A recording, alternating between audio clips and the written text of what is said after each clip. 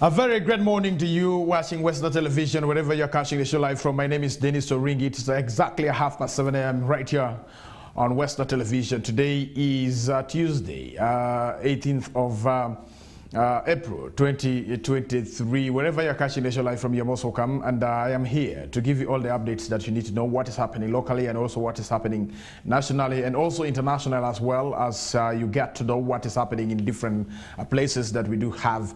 So you're most welcome. All right, dear viewer, we are starting it right from that is West Nile, Arua City here, that 16 years and 14 years or below categories have been removed from participating in the Arua City primary athletics games here in this city, West Nile. And so you have to know that the categories of 16 years and 14 years below have been refused to participate in Arua City primary athletics games that commenced yesterday, 17th of April 2023, by the Arua City Education Department, leaving only the category of 12 years and below participating in the said games.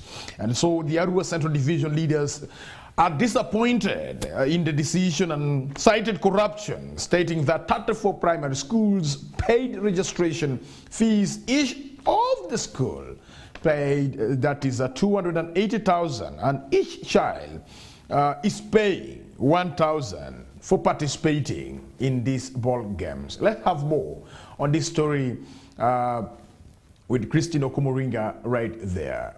Good morning. As the Arua City Primary Athletics Games began today on the 17th of April 2023 in Arua City, of the three categories that were to participate, only the 12 years and below have been considered to participate in the games, leaving out the categories of the 16 years and below and the 14 years and below. The Arua City leaders are questioning why the two categories were exempted from the games and yet participating schools paid a registration fee of 280,000 shillings each, and each student paid 1,000 shillings each. We are right now anybody for watching, enjoying kids athletics. But my disappointment here, anybody for us, I reached here. I've been invited yesterday to come and be one of the guests of this event. As when I reached here, I realized all the under 12 categories are the one participating. And yet the guidelines from the Ministry of Sports and Education says there are supposed to be 3 categories participating. Under 12, under 16, under 14, including the SNE. But when you reach here, you only see under 12. And this shows to us that the rest of the categories are being deprived of their talents. As being a sports-loving person, I know this under 12 is basically from talent identification. But what about talent development, which is supposed to start from under 14 to under 16? These are areas that I realized a lot of disappointment in, and I've realized there are about 34 schools that have registered in this event, and each school paid registration fee of 280,000. When you calculate this money with the 34 using 34 schools, you realize about 9 million something amount. You also see Ministry of Education and Sports towards these activities as a channel about 40 million to see that sports takes really shape in these in the schools. And not only there, the pupils themselves, each is charged, parents pay 1,000 per every people in the school, from P1 up to P7. But you see other categories are being deprived of their talents. We now don't know what is happening. We are trying to inquire from the authorities, from Principal Education Officer, since he is in charge of sports and education. We want to inquire from him, but he has ever been giving us that here. We realize as we research through some of the teachers, head teachers around, they are also equal, don't know what is happening. They have been intimidated. They have been intimidated only to say yes when it will come. I've realized that in one of their meetings, he said the order is from above. Which order is now from above when the guidelines say that the cattle are supposed to participate? Whatever we are seeing here is very unfortunate that we only have children below age of 12, under 12, and are participating. We thought this was, we kept on listening, hearing this, we thought it was a joke. But coming here right now, we are disappointed that under 16, under 14 are not participating. And we kept on asking, why are they not participating? If last year they did, why are they not participating this year? There is an element of corruption, and I want to single it out, that every child pays a sports fee of 1,000. Whether they are participating or they are not participating, they pay a fee of 1,000. Now, if you only single below 12, under 12 to participate, this is just talent identification. Okay, what is happening to below, under 14, under 16? Because these categories all pay. Where is that money going? If under 14, under 16 are not paying, where is that money going? The principal health education officer at the city, Mr. Raymond Ombere, should come out and explain this. You can't limit young people from participating. Sports is one of the ventures where young people keep themselves active. Not only that, those who have talent can earn a living from it, can put food on their table. We are disappointed for the fact that Arua City Council, I am sorry to say, they are a failure. Because I expected the City Council to reign over this. We want accountability for these funds for under 14 and under 16. We want that money accounted for and the reports very well. Because this is a government program and it's a community program. The Arua City Education Officer Raymond Ombere denies receiving participating schools registration fees, and he isn't aware that schools are collecting fees from students. Policy, by the way, was already there. We are not supposed, by the way, charge children extra money for these activities. You also councillors, because that is public money. Yes? Mr. Sino, that's public money. You councillors, you pay big interest in that amount that people pay. 34 schools are participating in the Arua City Primary Athletics Games in Arua City. Kokoliriko Christine reporting for West Nile Television, Nilecast. Dear viewer, thank you very much. You have watched this story and you have listened to the submission given by the Central Division councillors together with the submission from the Principal Education Officer for Arua City in regards to the athletics championship that is going on. The councillors are saying the pupils are paying 1,000, as part of, money to be used for facilitating games and sports in the school, and also some money over 40 million has been allocated for, for games right here in Arua City, and also issues to do with the schools contributing. And so 280,000 times 34 schools that are participating, and so that is around a good amount of money. And a good mathematician was able to say that around 9 million right there being mobilized and being generated for this particular primary athletics championship that is ongoing at Docas Inzikru Stadium here in Arua City. And currently, as we are talking, that particular stadium that is being used by the learners have been taken off by Arua Hill Soccer Club. And so people are trying to say that why can't Arua Hill Soccer Club get its own football pitch? Somebody did say that, the Bini Stadium is under construction. They might be able to move away. And because of them taking over that particular field, it is affecting learners. One of the schools that has been affected is Arua Hill Primary School, and so when it comes to the issue of athletics, it is a little bit very hard for them to do training. I do not know how they are performing at this particular time, because they have been deprived of their pitch that they're supposed to use for that is running their co-curricular activities right there. So dear viewer, that is something that you need to know right there. Let's get two more stories this morning. This is from Nile University. Stakeholders are requesting for that is the government of the Republic of Uganda to support them in as far as improving the education system in the region is concerned. We are talking about the higher education level in the region. So the request was made during the Nile University inaugural graduation ceremony that took place on 14th April 2023 right here. Emmanuel Agele attended the inaugural graduation ceremony, and he reports on this issue of improving the education system. more especially the higher education system in our country. Nile University is the oldest private university in Western Region that embodies the characters of the people of Western Region, being governed and represented by the Catholic Church, the Anglican Church, the regional Muslim community, the LC5 chairpersons, the members of parliament, and the cultural institutions in the 11 districts and the city of Western Region. Being a community-owned university, not for profit making, the stakeholders of the university are requesting for government support to improve on the education system in the region on a higher level. Value to the community in the area of agriculture. We therefore seek government partnership and support to continue to offer services in the same spirit as the public universities. Nile University is one of the few universities in this country that is not for profit and is community owned. It is significant that the ownership embodies the character of this sub-region, which, though lagging behind in development, continue to demonstrate a strong sense of unity and identity.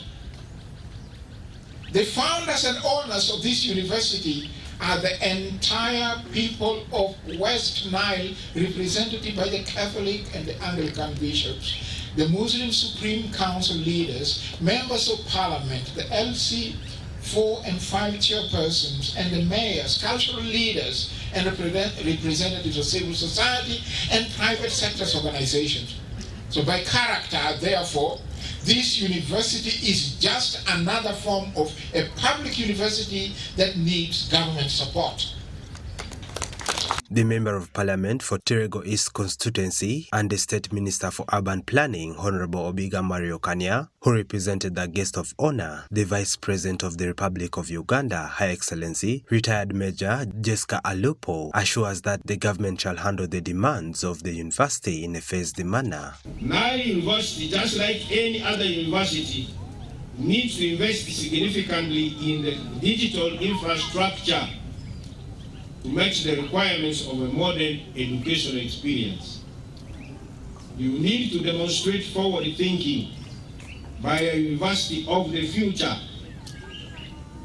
repurposing and adopting your curriculum, your infrastructure, and modes of delivery to include proficiency in the use of digital tools and technologies needed to improve the students' educational experience. I'm happy to note that the establishment of Nile University is motivated by the need to address the access and quality question to education. Yes, our higher education gross enrollment ratio is still below the sub-Saharan average. Government therefore needs more actors engaged in the provision of higher education, and the government will do what it can to support such actors, including Nile University. I have therefore keenly listened to your request to government for support, mainly support with the tractor and agricultural equipment and inputs to cultivate the 256 hectares of land you own by the university. I'm told this is in Uriama. Compensation for the Nile University land occupied by the refugees, and the construction of an agricultural laboratory. We shall discuss further to explore the forms of support that is possible in a phased manner. Nile University held her inaugural graduation on the 14th of April 2023 with over 150 graduates graduating in different faculties. Emmanuel Agele, West Nile TV, 14th of April 2023 with over 150 graduates graduating in different faculties. Emmanuel Agele, West Nile TV Nilecast. All right, you have to know that 16 minutes to the hour of 8 a.m. right here on Western Television. I am glad you are still watching Western Television wherever you're catching the show live from. We do appreciate you very much, and those who are catching us live from Pakwash, Nebi, Zombo, Arua, and other parts of this region. We thank you very much for joining us. Those who are catching us live online on our YouTube, we thank you very much for always following us. But you should not forget to like the video, and also you have to subscribe to West Nile Television YouTube page right there. That means that each and every time I am right here in the studio, you just get a notification that Denis Oringi is already in the studio to give you a breath of every information that you need to know this morning. Let us get to Acholi sub-region where the local community has decided to condemn the manner in which the Member of Parliament for Clark South, Honorable Gilbert Olanya, was arrested after he was able to impound a vehicle containing bags of charcoal that was on transit to Kampala. And so after police learning that this vehicle was stopped, the police swung in action and arrested the Clark South Member of Parliament that is in Amuru district, that is none other than Gilbert Olanya. And you have to know that Gilbert Olanya and other members of Parliament from Acholi sub-region have been spearheading the operation of arresting and impounding the vehicles carrying bags of charcoal from Acholi sub-region. And they're doing this in response to what the State Minister for Environment, Beatrice Anywa, did communicate in regards to stopping that is massive burning of charcoal and cutting down of trees in Acholi sub-region, and also in the whole country, because she is not only the State Minister for Acholi, but he is a State Minister for Environment. So whatever pronouncement she makes has to be effected. And so the Clark South Member of Parliament acted in regards to the communication right there. And so he was arrested, but the community was not satisfied with the manner in which the police manhandled this Member of Parliament. And later on he was released. We have Stephen Okello, our correspondent there in Gulu. He compiled the report and he reports. It was in the morning of April 11, 2023, when the police fired tear gas and live bullet to scare away the rowdy crowd, demanding the police to surrender and impound a truck of charcoal to them. And this is where the Clark South Member of Parliament, Gilbert Olanya, was arrested.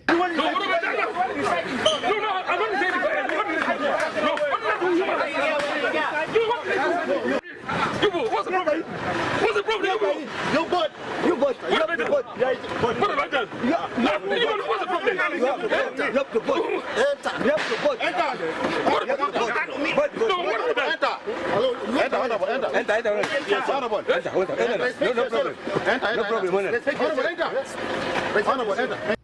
Local community condemned the arrest, saying he was helping the police in enforcing environmental protection as directed by Minister Beatrice Anywa. Since the ministers already said no any vehicle should take more than 15 bags from wood. Anywa was right to take those, to arrest those people, and it was wrong for the police since it was their duty to arrest them like that. I think Anywa was helping them in other way. They should have not even arrested him because in his state he was helping them to do the work. Olanya, who was detained at Badegela Yivi Division police stations and released on police bond later in the day, says he was charged with inciting violence but vowed to continue with his campaign. What is annoying us the most, when we directed the security personnel, the district leaders and the sub-county leaders to help us in stopping this charcoal dealing, we discovered that there are other security personnel who are conniving again with these charcoal dealers. The sub-county leadership, the district officials, they are conniving with the charcoal dealers. After arresting them, they ask those people to pay money. After paying money, they leave them to go. It means they are the one encouraging massive tree cutting in our region. That is why we had to mobilize, and we tell the community that please let us fight and stop this ourselves. Our stakeholders are no longer trusted in stopping this vice. According to Gilbert Olanya, he was enforcing the implementation of the directive given by Minister Beatrice Anywa to Acholi sub-region, banning all the districts in the region from issuing movement permit to anybody dealing with forest product. Stephen Okello for West Nile Television, Nilecast. All right, 10 minutes to the top of the hour of 8 a.m. right on Western Television. You're most welcome. Dear viewer, you have to know that we have some of the members of parliament. Somebody might say that he's somebody from the opposition, but the fact is he's trying his level best to protect the environment and also ensuring that the trees that we have currently, the trees are protected. And that is a very nice one. Kudos to the member of parliament for Clark South. If we have such members of parliament from West Nile, I would also be very happy seeing members of parliament trying to, protect the environment in that manner, trying to impound the vehicles carrying bags of charcoal from this region. If you are to come to this region right from Pakwash, let me tell you, you will not like yourself. The heat that you are going to experience, it will be too much. And what can we do? We have to stop the continuous cutting down of the trees that we have from the region. So if our leaders will continue to bury their heads in the sun thinking that everything is okay, then they will be able to explain to the generation to come. If they ask me, Denis Oringi, you used to work with Western Television. What happened? What did you do? And what were you telling people in regards to protecting the environment? I will say I told them, but they did not listen, and so that is upon them. Let's get more on these issues that we have in our country, Uganda. We are talking about the issues of arresting those who are advocating and for protection of the environment. But why should we continue to arrest, yet we are talking about let's protect the environment? The other time we did see in Kampala where those who really occupied the wetland, their property being destroyed, but this time around a member of parliament is trying to to stop massive cutting down of trees being burnt into charcoal, and then these bags of charcoal are transported away from the region. You understand? And this is so grievous, by the way, for your information. We shall also be able to compile for you a very comprehensive report about the destruction of trees both in Acholi and in West Nile, and we shall be able to make comparison. For those who have ever been to West Nile, and you're still in West Nile, let me tell you, the hills that you see around, as you move around West Nile, those hills were covered with trees that you could not even see the other side of the hills. But what has happened to the trees that used to occupy the hills that we have? All the trees have been burnt down. Why? Because of poverty. That is one of the reasons. I have to be open here.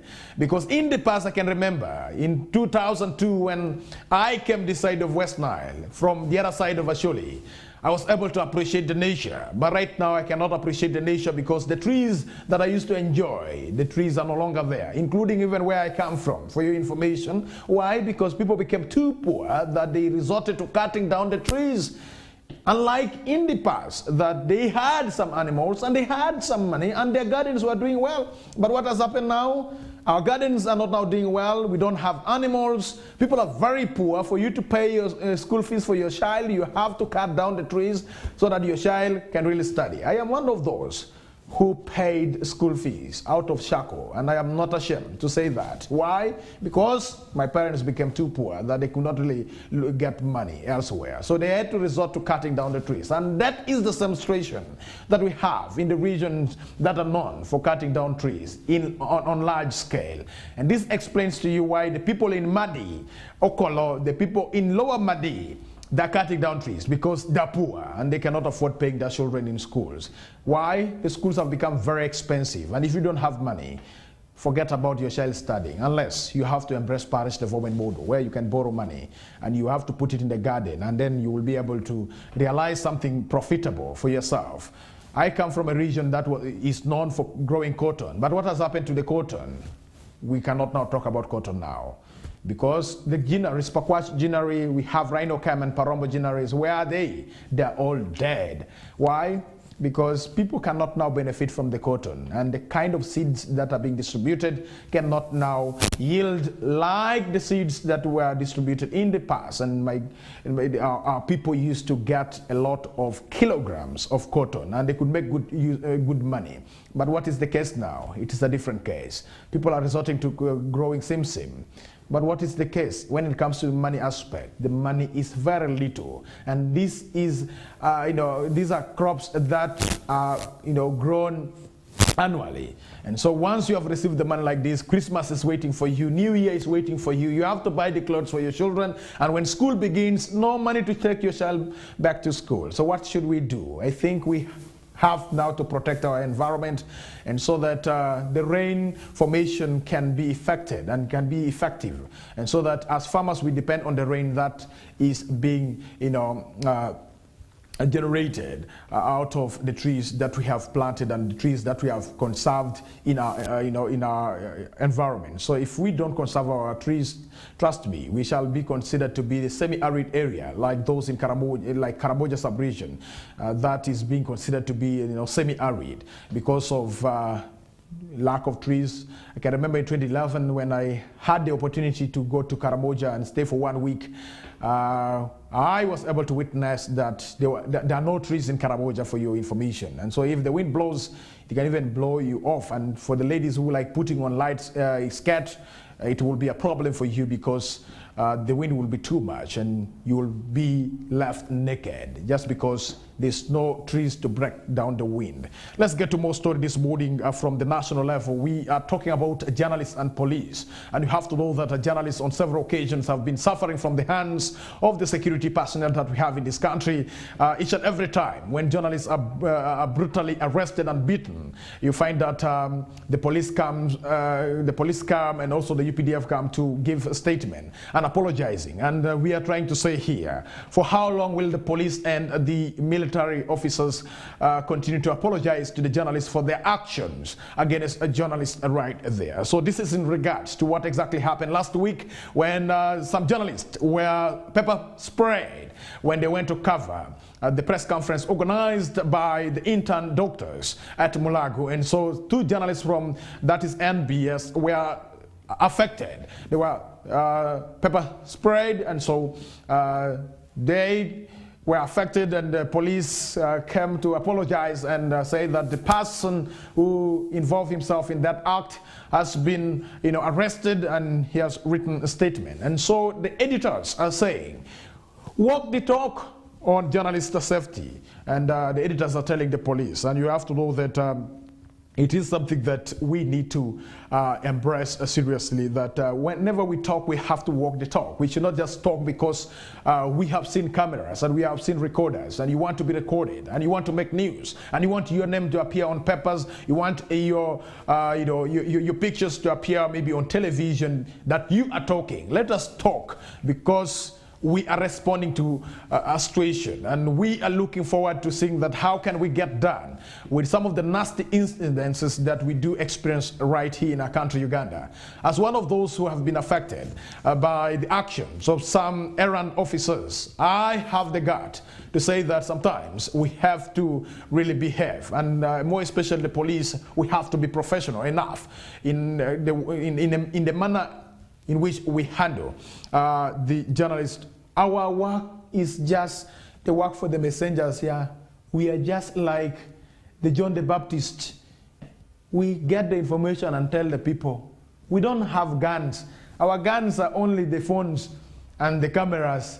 That is the one we use for recording and telling the people. And so if you turn your anger, maybe because you never slept well at your home, maybe the government is not paying you well, maybe you're not being properly housed, so you should not really turn that anger on us. We are also like you. We are also going through some of those problems that you're facing. We have children that we are paying in school, so we are also renting houses.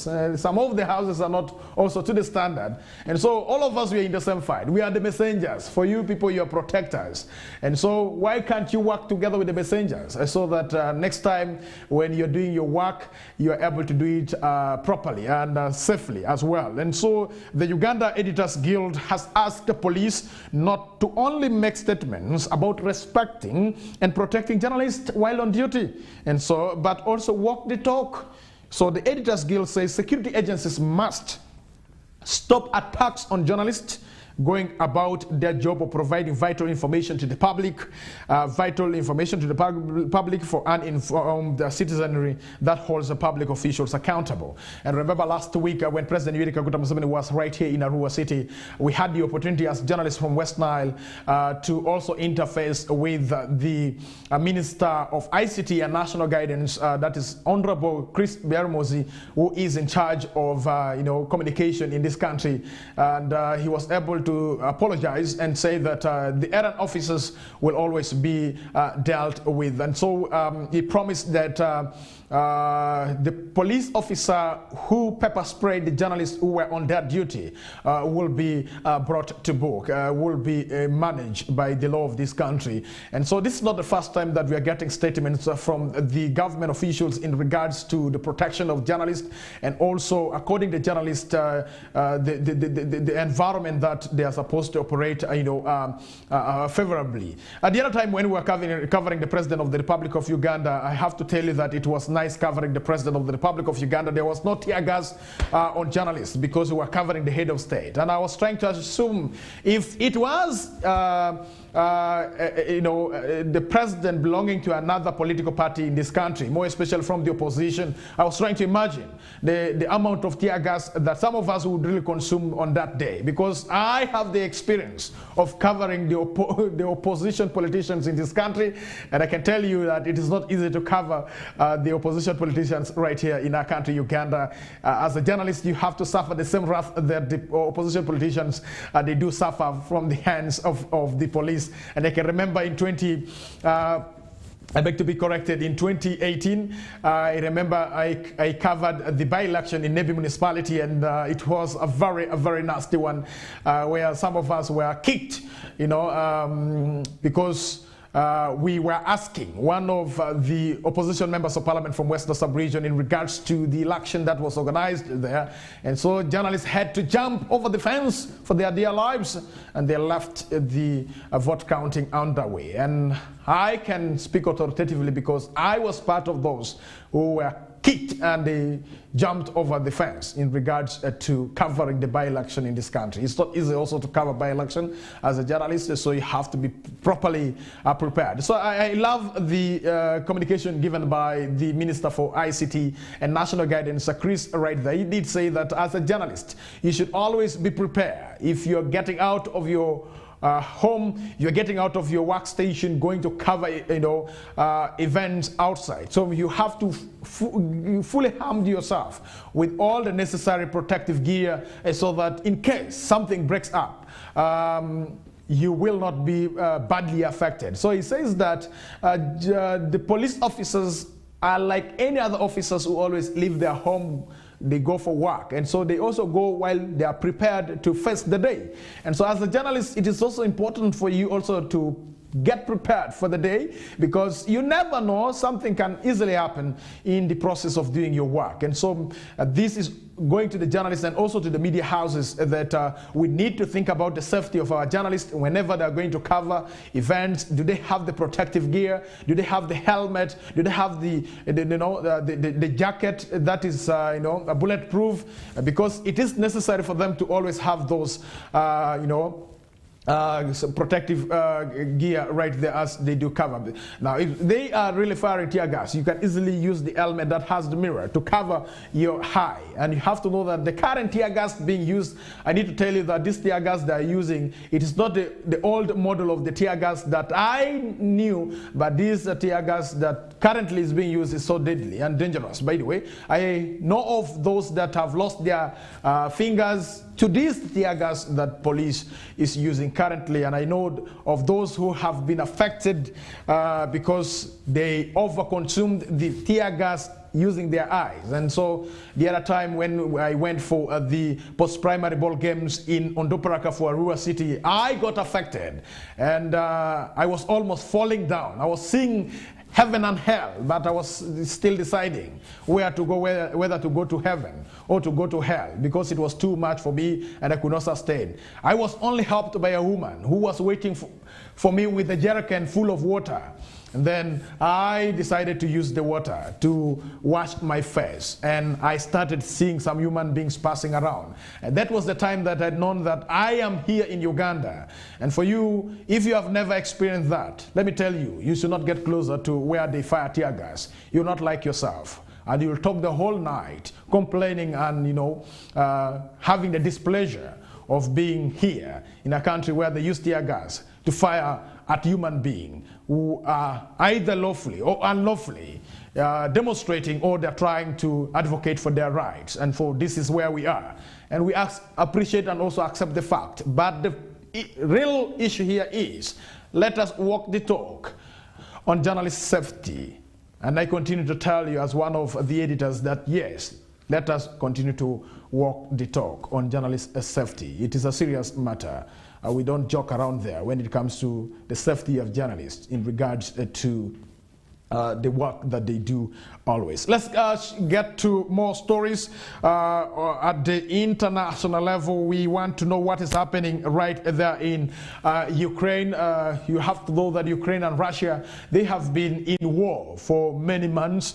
And so what is it now? Time doesn't heal Ukraine's war. Widows count the lost, and so you have to know that the 30-year-old, that is the Sklikely, who was born in Mariupol, a port city besieged and captured by Russian forces last spring, said she often evokes the memory of her killed husband. And for those who have ever experienced war, you should be in the same mood with this woman who says that she often evokes the memory of her killed husband. And there are many husbands who are killed, and many widows have been left. And so there are also widowers who have been left, and the wives have been killed. And so when there is war, you have to know that war does not spare whether you're who.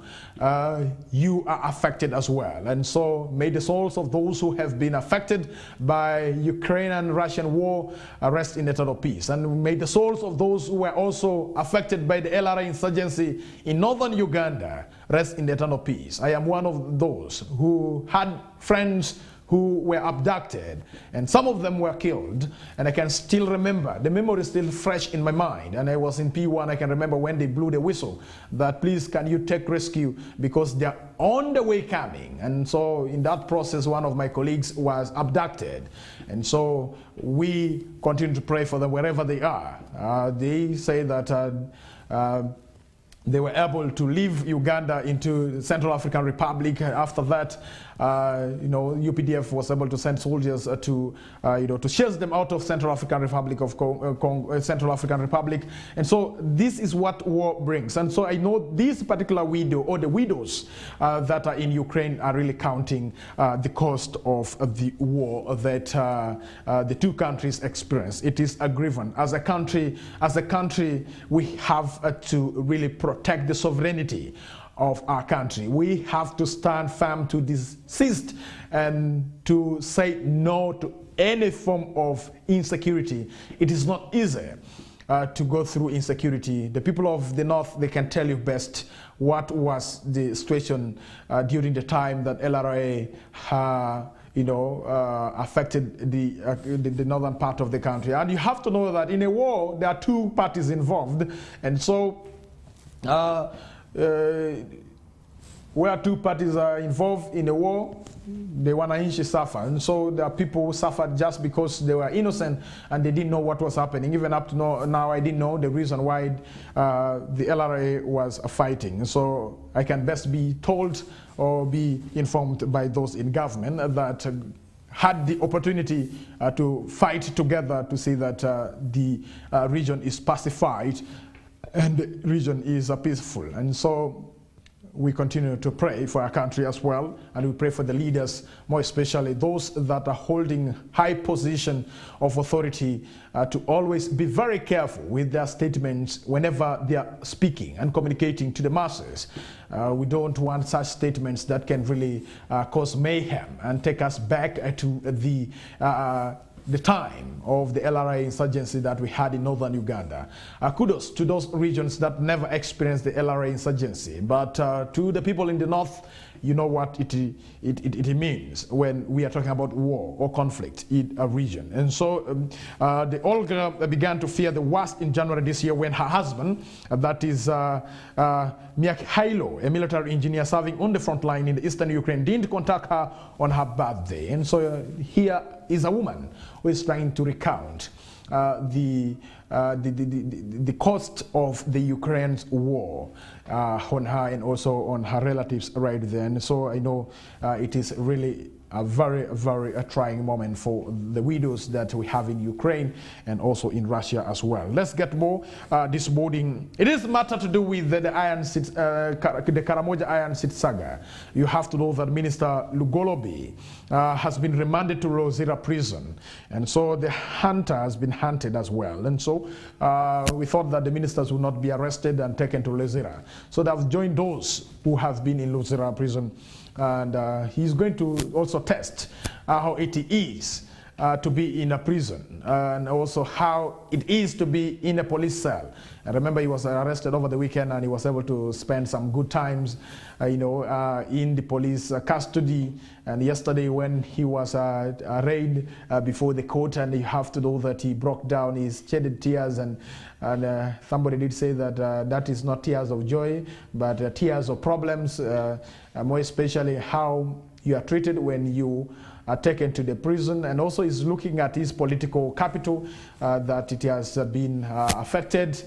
How will you go back to your constituents and you begin convincing them again to vote for you in the next election? And so I think there are a lot of questions and there are a lot of things that are running in the mind of this minister we have in our country, Uganda here. So the State Minister for Planning, Amos Lugolobi, has been remanded to Luzira prison until April 20th, when he is expected to be produced in court again following his arrest over Karamoja Iron Sheets scandal right there. So Lugolobi was on Friday arrested in connection with the mismanagement of the Iron Sheets men for Karashuna, that is the youth warriors in Karamoja right there. So far two ministers have been arrested. They started with the State Minister for They started with the minister for Karamoja, who is none other than, that is Mary Goreti Kitutu, who was arrested, taken to Luzira, but later on granted bail. And we also going to see that, Minister Lugolobi will also be granted bail. And so Ugandans are asking themselves, so why are other Ugandans being granted bail very fast, while others have stayed in prison for 4 years, 5 years, without even being tried. Currently, as I do talk right now, you have to know that Uganda Human Rights Commission tribunal is going on for West Nile sub-region. Is happening right here in Arua, where those who have registered cases against the government, more especially police, in the manner in which they were treated, the tribunal is going on currently. Started yesterday at Uganda Human Rights Commission Arua office right here, and people came from different parts of this region, all the way from Ajumani, Moyo, and out of those that have been had, you have to know that the majority are those who have been, serving sentences, put in prison, charged, and they served their sentence, and they have been released. And so they have sued the Uganda police for keeping them for more than 48 hours. But according to the chairperson of Uganda Human Rights Commission, who is currently chairing the tribunal, she did say that any person who has been tried and served the sentence should not really go around suing the police, because you have been served by police. So many of the cases that were had yesterday were cases where somebody has been arrested and kept in police custody for over 48 hours. There is a gentleman who was kept for over 18 days in a police post, and he decided to sue the police. And the police is being represented by the Attorney General in regards to that. So many of the cases that were had yesterday were dismissed on the ground that the complainants were a convict, and so they cannot just allow such cases to be had just like that, and also to be awarded, and that will really send a very bad signal. That's according to the chairperson of the Uganda Human Rights Commission, the commissioner herself, who is chairing this particular tribunal. And so we shall be able to break for you down these stories later on in the day at exactly 7 p.m. In our Nilecast. We shall be able to have the story running right there for you, so that you get to understand what is currently happening and going on in regards to the tribunal. Meanwhile, for the State Minister Lugolobi, he will be able to be in the cooler up to 20th. That will be the time that he will be arraigned before court, and those who will be standing as sureties for him will present all the necessary documents that are required before maybe he secured himself a bail right there. So bail can also be applied by any Ugandan. So I encourage Ugandans to really follow this particular procedure of getting the bail. You can as well get the bail. The bail applications are not only meant for the ministers, also and also the big government shots that we have in this country. You as an individual, you have a right to apply for bail.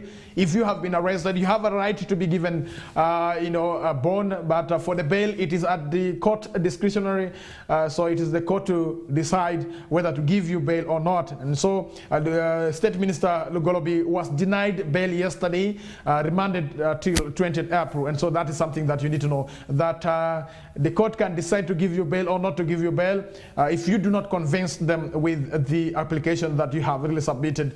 And so these are some of the issues that you need to know. But you have to know that the hunt for those ministers that their names have been featured in regards to Karamoja Iron Sheet still continues. The like of Agnes Nandutu and also other ministers over the weekend, they kept themselves at Parliament of the Republic of Uganda for the fear of the arrest. And so this is some of the issues that you need to know in regards to that. And you have to know that the IGG, and together with the committee, the Presidential Affairs Committee that was assigned with the responsibility of investigating the matter of the diversion of the Karamoja iron sheets. They are soon going to present their reports, and from their reports we shall be able to get to understand who exactly is, or who are the people who truly benefited from the iron sheet. But you have to know that there are lists of ministers and members of parliament that are circulating on social media. Those were lists that were released by the IGG in regards to those who were able to submit what we call the reports in regards to the iron sheets, and giving accountability for the iron sheets that they were able to receive, more especially those who are ministers for the affirmative regions. So you have to know that all the affirmative regions that we have in this country have got iron sheets, and so they have got relief items that they distribute to the residents who are in need of these relief items in their region. And so when the issue of Karamoja iron sheets came out, the IGG had to write to all the affirmative ministers to account for the relief items that they were able to receive in regards to the iron sheets. And so people are trying to bring in mixed reaction and mixed confusion in regards to this, where some of the people have been mentioned, yet they did not partake what was meant for Karamoja. So we have to get the line right, who exactly received the iron sheets meant for Karamoja, and who did not receive iron sheets meant for Karamoja, but was able to provide accountability for the iron sheets allocated for him or her. And so these are some of the issues that members of the public should really get to understand. But I have to tell you that when one frog jumps in the water, tries to really disorganize the whole water. And so what we're trying to say here is that the Karamoja iron sheets seems to have come, and other people are getting affected because of the Karamoja iron sheets, much as they might not be the beneficiaries, but because they're now talking about the relief items and also the issue of the iron sheets here and there, and this is making members of the public to have the fallacy of generalization right there, and generalizing each and every person in regards to Karamoja iron sheets. It's good that the court in the system, and also the system that has been put in place by government of the Republic of Uganda to fight corruption, they are busy doing their work. And so you will see them doing their work as they are required to do, picking those bad apples among the good ones. And so that is the way to go. So investigation has to be done, and those that are found guilty are picked, and they are asked the relevant questions that they're supposed to answer. And so as a country, we continue to follow each and every events that are unfolding here in regards to Karamoja Iron Sheets as well. So Minister Lugolobi becomes the second minister to be arrested in regards to Karamoja Iron Sheets. And so some people are saying that the list is still long, and we are still waiting to see what will happen to others, that their names have also been mentioned in regards to this. And that is something that I can really tell you right there. But in concerning the Iron Sheets men for Northern Uganda, I have to tell you that the Right Honorable Prime Minister of the Republic of Uganda, Robin Anabanja, did clarify that the Iron Sheets meant for Northern Uganda will be for Northern Uganda. Remember, Northern Uganda, Minister for Northern Uganda was not able to distribute all the Iron Sheets meant for Northern Uganda. So currently, as we do talk, the Iron Sheets that are in the OPM store are majorly Iron Sheets meant for Northern Uganda. So that means that the management of Iron Sheets for Northern Uganda seems to have been good. That means that the person in charge has been able to try her best to see that the Iron Sheets are not just given out like that. So if the person in charge of this region called Northern Uganda was able also to call each and every person, Tom, Jerry, Dick, Charles, to go and pick Iron Sheets, we will not be talking about having Iron Sheets for Northern Uganda replacing the Iron Sheets that were meant for Karamoja and distributed to those who were able to receive. And so the Prime Minister was able to make a statement that the Iron Sheets meant for Northern Uganda, since they're still there in the store of the OPM, the Iron Sheet will be given to replace the Iron Sheets meant for Karamoja. But later on, when the members of parliament from Acholi sub-region were able to address the press conference, it did, refusing and having a statement, a strong statement in regards to the Iron Sheets for Northern Uganda to be used for replacing the Iron Sheets meant for Karamoja. Later on, the Prime Minister issued a statement saying that now the Iron Sheets meant for Northern Uganda will be for Northern Uganda, will not be given to replace the one for Karamoja that were distributed distributed among some individuals that have in this country, Uganda. So that is something that you need to know in regards to the Iron Sheets that we are talking about right here. Dear viewers, let us go for a break, and when we come back, we will be able to conclude this particular show today right here on Western Television. 21 minutes past over 8 a.m. right on Western Television. My name is Denis Oringi, and it is a Kokoliriko show that comes your way every Monday through Friday, where we give you some of the stories that you might have not heard about, but we give you the story through Western Television. We are here to light up the region. If you have issues in your community, make sure that you use the contacts that we do have scrolling on your screen right there. And for those who would love to follow me personally on my social media platforms, you have to know that I am on Twitter, Facebook, and also you can come physically at Western Television, located on Plot 39A, Weatherhead Park Lane, right here in Arua City, next to the Presidential State Lodge. You just come over and get the conversation going, and we shall be able to handle you. And for those who want to advertise with us, also you want to sponsor the morning show, you can also write to us as well. You can also visit us here, and we have a discussion about how we can really go with the business in regards to promoting you and also promoting us as Western Television. We are here to grow ourselves to the level that is expected of us right here. Thank you very much. Let's go for a break, and we shall be able to come back to conclude the Kokoliriko show for today.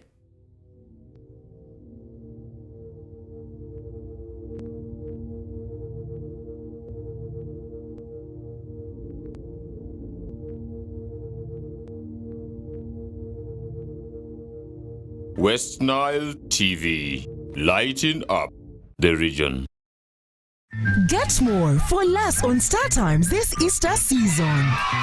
Cartoon channel for best children entertainment. New global series. Local drama on Merkula TV and football all around the world. Simply make weekly or monthly subscription and enjoy upgrade to the next bouquet. For classic or super bouquet customers, subscribe for a month and enjoy 5 days extra. Family time with Star Times. Star Times is regulated by UCC.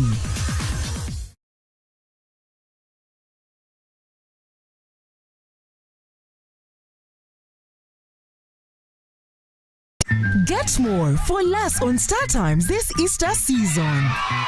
Cartoon channel for best children entertainment. New global series. Local drama on Markula TV and football all around the world. Simply make weekly or monthly subscription and enjoy upgrade to the next bouquet. For classic or super bouquet customers, subscribe for a month and enjoy 5 days extra. Family time with Star Times. Star Times is regulated by UCC.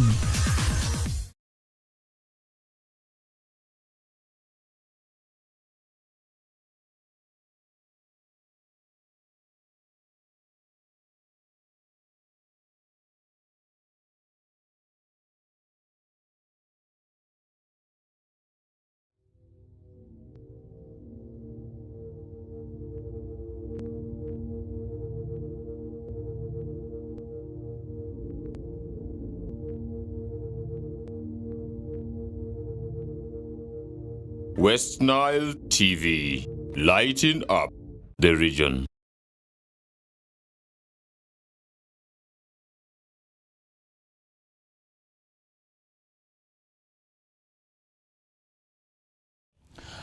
All right, we'll be back. You're still watching West Nile Television. My name is Denis Oringi, and this is Kokoliriko Show. It's a show that comes away every Monday through Friday.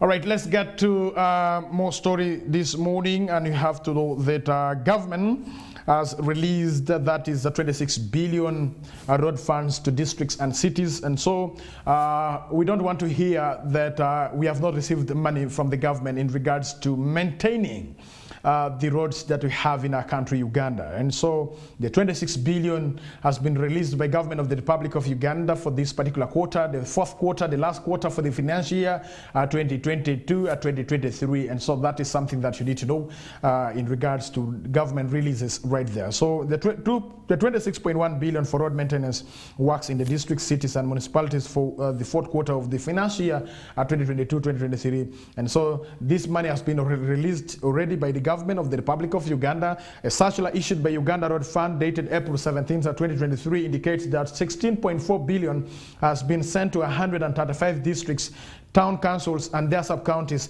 3.3 billion goes to 10 cities, while 6.4 billion goes to, that is 31 municipalities, bringing the total amount of money to 26.1 billion. And so there's nobody who is supposed to be complaining. I don't want to hear the LC3 chairperson of a sub-county saying that there's no money for maintaining the roads that we have in the sub-county. I don't want to hear this from maybe the municipalities and also from the cities here in Arua, that there's no money for maintaining the roads that we do have, because the government of the Republic of Uganda through Uganda Road Fund has decided to release the 26.1 billion to 135 districts and also to the cities that we do have. So why should now the district leaders or the sub-county leaders be saying that, oh, we don't have money? I do not want to hear this. And members of the public, let us get this right, that government of the Republic of Uganda has goodwill for the people. But the problem that we do have are the people who hold the offices, more especially when it comes to the implementation of some of the planned activities and also the budgets that have been drawn. You find that the money is not being used for the right purpose.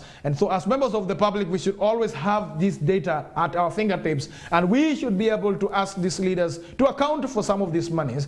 We should not only leave it to the State House Anti-Corruption Unit to do the other oversight of investigating corruption in this country. Let us not only leave it to IGG. You as a wananchi, taxpayers in this country, you have a right to demand for service delivery. You have a right to know how much the district has received for the whole financial year, because government releases money according to financial year, according to the quarter. So first quarter, the money is released for road maintenance under Uganda Road Fund. The second quarter, the money was released for road maintenance. But we had our leaders complaining that we have not received the money. We have not received the money. So where does the money go?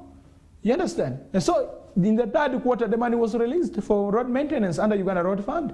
Now here we are talking about another 26 billion released by Uganda Road Funds. And so we should not see the conditions of our roads worsening, yet money is being released. I know there's this issue of saying the money is very little, but the money is only meant for buying fuel, because we have the road units, the graders are there. Arua district has got the graders. Nebi district has got graders. So the money is just meant for buying fuel and maybe allowance for the driver.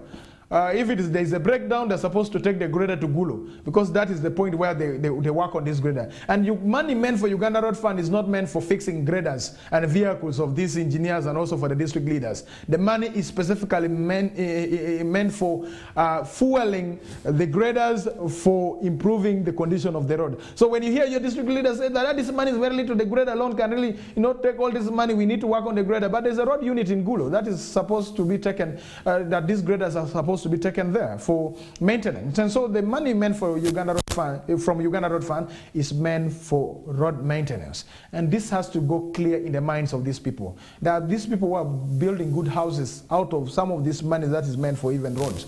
And so we have to open our eyes on this money, and we need to ask them, where is the money going? They have released the money, and where are you going to use the money? Which roads are you going to work? We need to understand this. Our councillors, we have elected them to help us to follow up on this matter. But what are you people doing?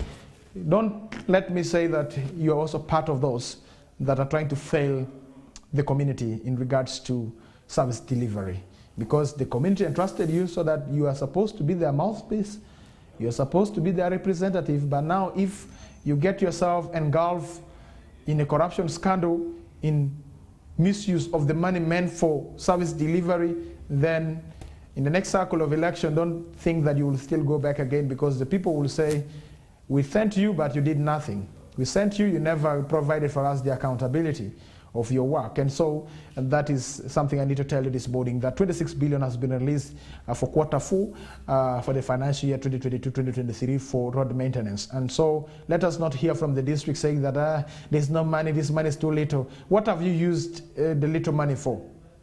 At least use the money for something so that people can really believe with you, that yes, the district received the money and they were able to work on this road. But now, if you have received the money and you don't want to work on any other roads, then you have to be questioned. And so this is something that I need to tell you this morning. It is exactly 8:30 a.m. right on Western Television. My name is Denis Oringi. My time is up, and let me get out of the studio and leave you in the hands of other presenters who will be coming to give you what they have prepared for their programs. And do not forget that the Northern Request Hour will be coming your way, where they will be able to give you the music videos from West Nile and the Greater actually playing right on Western Television. We are here to promote the region, and we are here to light up the region, and this is our slogan. And do not forget that from 1 to 2 we shall have that is MC Sarge with the Street Talk, and from 2 to 3 we shall have the Whistle Time, the sport hour, where the sport pundits will be here analyzing what is happening in the world of sports. And do not forget from that is 3 to 5:30, that is 5 p.m. we shall be able to have movie playing right here on your screen. And do not forget that at exactly 5:30 p.m. DJ Bush, us and the Big Brother, together with the Fifi Hafi, they come through with the Sugar, mixing it down for you and telling you what is happening in the world of entertainment. And then at exactly 7 p.m. Okumuringa Christian comes through with that is the Nilecast News Hour right there. And then from 8 p.m. to 9, we always have MC Apinaka with Vaco 99. My name is Denis Oringi. It has been a wonderful time having you right from the time that we started the show up to this particular time that I'm signing out. May the good Lord bless you. Big up to my producer Aldo, and together with the DAZN, the camera person, who has been able to set the camera to the standard that you're able to see that Denis Oringi is the one on your screen, not the photocopy of Denis Oringi. Good morning.